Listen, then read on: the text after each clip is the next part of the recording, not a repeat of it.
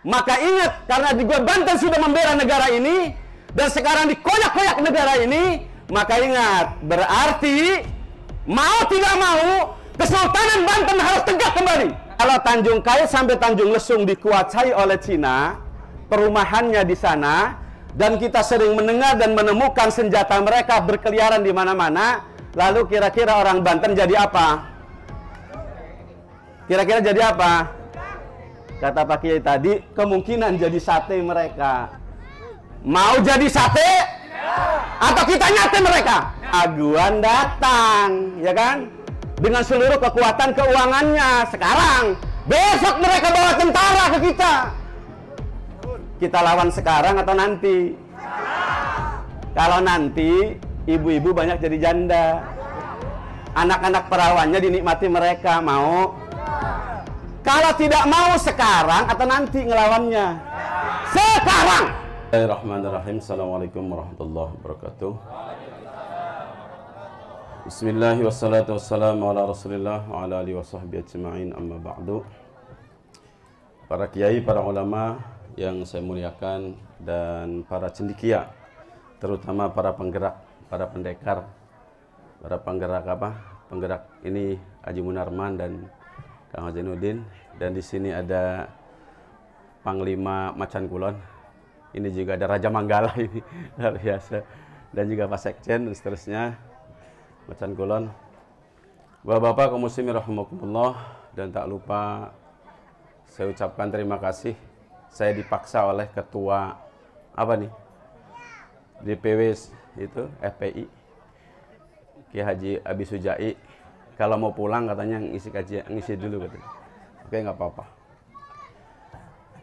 Saya baru sepekan yang lalu dipanggil oleh seseorang ahli strategi perjuangan. Beliau mengatakan bahwa kalau kita ingin kuat, maka butuh 3 hal. Yang pertama adalah leader, pemimpin. Yang kedua adalah resources, yaitu sumber daya manusia dan sumber daya alam. Dan yang ketiga adalah teknologi. Beliau mengatakan 2 yang terakhir itu amat sangat tergantung dengan leadership. Siapa yang memimpin? Rusaknya bangsa Indonesia ini karena yang mimpin kemarin siapa? Pak Haji Munarman? Lah gitu kira-kira. Sampai muncul PSN ninggalin sesuatu yang bukan yang terbaik, malah yang terburuk. Begitu kira-kira. Lalu apakah warisan orang terburuk ini akan kita biarkan? Tentu tidak. Kemudian tadi Bapak Haji Munarman menyampaikan bahwa Jogja itu punya kekuatan. Kenapa sebabnya? Karena Sultan Jogja berkuasa. Orang Banten sebenarnya adalah punya sultan yang dulu masih sangat cinta NKRI sampai tidak lepas dari NKRI sampai kemudian detik ini. Dulu waktu zaman perpisahan itu, waktu perpisahan negara itu, negara RIS, itu ada 3 kesultanan yang masih tetap mencokong republik ini. Pertama Banten, kedua Aceh, ketiga Jogja. Sayang raja kita sangat tawadu di waktu itu. Wahai Raja Banten, teruskan kerajaanmu, akan kami berikan kekuasaan. Raja kita ini luar biasa bilang, enggak, karena sekarang sudah ada negara Republik Indonesia. Untuk apa kami berkuasa? Kami saat cinta NKRI dan kami siap untuk terus bersama dengan NKRI tanpa membuat kerajaan. Paham Pak sampai sini? Bagaimana orang Banten hebatnya cinta NKRI? Paham? Bagaimana negara ini cinta sekali terhadap republik ini? Bukankah kita sudah melihat betapa kemudian raja kita, Raja Banten, siap untuk tidak memimpin negerinya, yaitu Banten, dan menyerahkan kepada republik ini dengan serta-merta. Luar biasa bukan?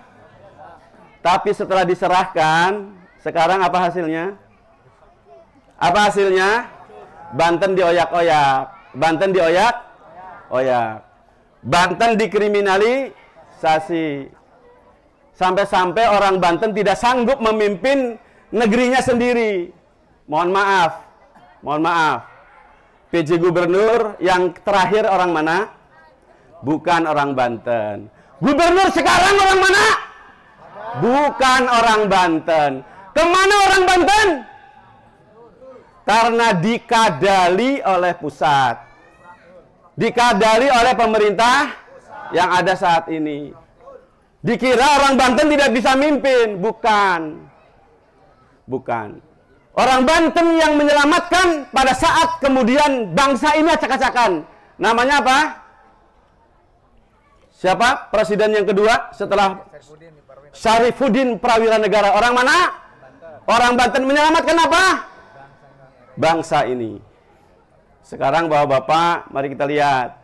Rempang bisa bergerak? Tidak bisa bergerak.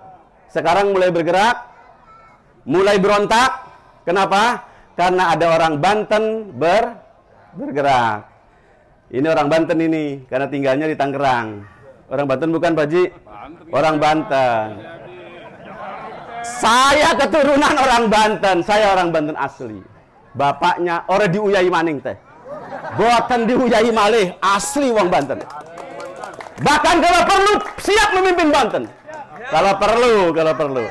Tapi tidak, karena kita punya sultan, masih punya sultan.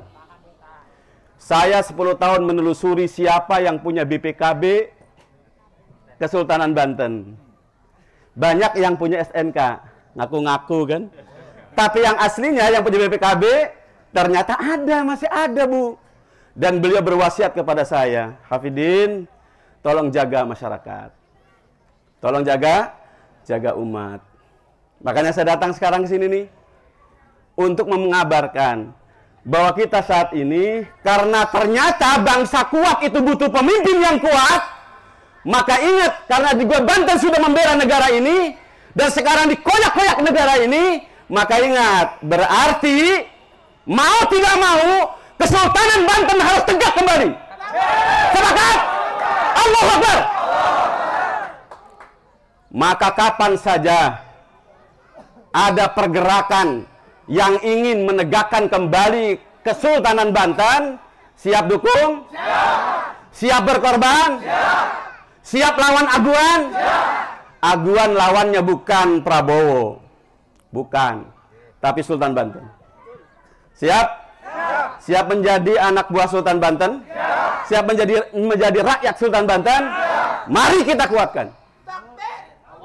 Allahu Akbar. Saya sampaikan, yuk kita lawan. Maukah Banten ini dikuasai Cina? Saya punya tim. Saya 2017 sudah mulai punya tim. Kami sudah baca yang namanya PIK itu nanti bukan hanya di sana doang, tapi sampai Tanjung Lesung. Ini dari Tanjung Kait sampai Tanjung Lesung. Kalau Tanjung Kait sampai Tanjung Lesung dikuasai oleh Cina, perumahannya di sana, dan kita sering mendengar dan menemukan senjata mereka berkeliaran di mana-mana, lalu kira-kira orang Banten jadi apa? Kira-kira jadi apa? Kata Pak Kiai tadi, kemungkinan jadi sate mereka. Mau jadi sate? Atau kita nyate mereka? Nah, ini penting ini. Yang penting itu. Dan Bapak, ini adalah saksi. Abah, naik, Bah. Berdiri, Bah. Ini Abah Gacon namanya. Saya sampai hari ini belum tahu namanya siapa aslinya. Saking hebatnya orang ini, saya tidak berani bertanya siapa nama aslinya. Nggak berani saya. Takut kualat bukan apa-apa. Karena mohon maaf, seluruh ahli teluh, ahli santet, ahli apapun, tinggal minta sama beliau siapa yang harus dilakukan. Serius, nggak main-main. Beliau pendekar asli luar biasa, dan beliau sudah berikrar di hadapan Sultan Banten untuk mengatakan siap di garda terdepan untuk kemudian membela Sultan Banten. Silakan. Kekuatan beliau saya tidak berani menyentuhnya. Namanya pun saya nggak mau tahu. Namanya saya nggak mau tahu saya. Takut kualat bukan apa-apa. Takut sekali nonjok, saya mentah gak mau saya kan kira-kira begitu. Oke? Bapak-bapak, ibu-ibu, siap berjuang? Siap berjuang? Ingat ibu-ibu, ibu punya iman?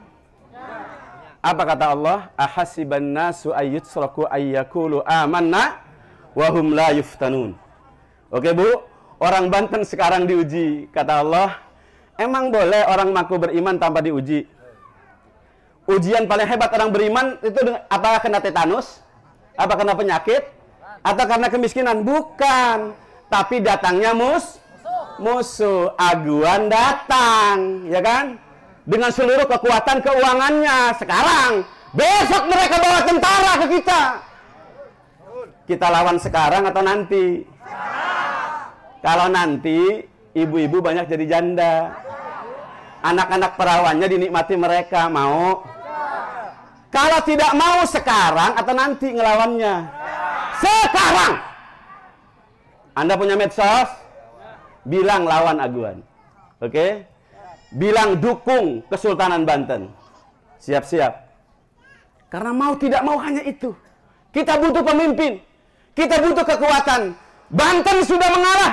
Banten sudah memberikan seluruhnya. Tapi Banten tidak dihargai. Maka saatnya hari ini Banten bangkit dan melawan. Jangan biarkan negara ini dikuasai oleh siapapun. Karena kata informasi yang sangat valid, satu-satunya kerajaan di Indonesia yang rajanya wali adalah Banten. Makanya kalau Banten bergerak, maka seluruh Indonesia akan bergerak. Jika Banten baik, maka seluruh Indonesia akan baik. Maka mau tidak mau, kita harus menguatkan cinta Banten kita. Maka saya sudah membuat namanya Gerakan Cinta Banten. Bapak-bapak, kita sedang diuji. Allah bilang, emang bisa orang mengaku beriman masuk surga tanpa diuji? Nggak bisa, saudara-saudara. Maka saat ini ketika musuh datang, maka kita harus bergembira, ya Allah, musuhku datang sekarang.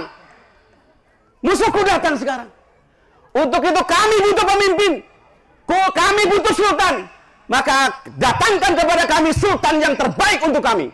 Dan itu sudah ada. Cuman belum dipublish. Kalaupun dipublish, nggak percaya orangnya. Maka kita butuh tim yang kuat. Dan ingat Bapak-bapak, sultan itu adalah masih saudaranya Buya Qurtubi. Saya mau tanya, Buya Qurtubi itu siapa? Buya Qurtubi itu siapa? Tahu nggak?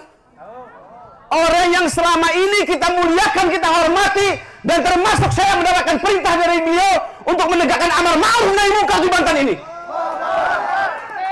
Untuk itu saya bicara di sini, saya tidak mau mengungkap bagaimana kejahatan aguan karena ada pakarnya. Tapi saya harus membakar masyarakat Banten untuk siap melawan kapan saja. Jangan serahkan seinci pun tanah kita. Karena tanah adalah asal kehidupan kita. Asa golok. Nah, itu kata bilang. Asa golok. Dan pendekar kita sudah bawa golok. Sudah bawa golok. Dan Bapak-bapak, saya sebagai orang yang amat sangat dekat dengan Sultan, saya sudah pakai apa ini? Sarung. Sarung, bukan sorban. Karena lambang kiai saya ada di sini. Baca kitab kuning, ngisi kajian, mimpin masyarakat, termasuk mimpin 4 istri, anak 26, pakai ini. Serius.